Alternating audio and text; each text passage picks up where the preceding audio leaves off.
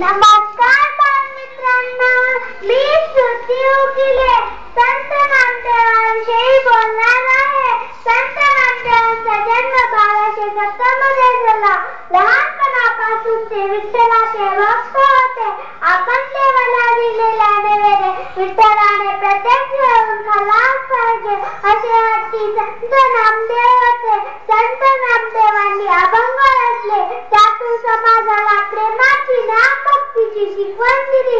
ते म्हणायचे, नाचून कीर्तनाचे रंगी, नाचून कीर्तनाचे रंगी, ज्ञानदीप लावू जगी, ज्ञानदीप लावू जगी अशी भूमिका सार्थ केली. या महान सताला नतमस्तक हो. मी माझे 2 शब्द संपवते. धन्यवाद.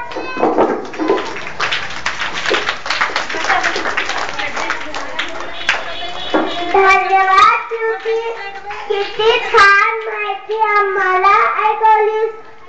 तुझं पाठांतर, तुझी भाषा ही छान आहे. संतांसाठी असं म्हणूया, जगाच्या कल्याण संतांच्या विभूती, जगाच्या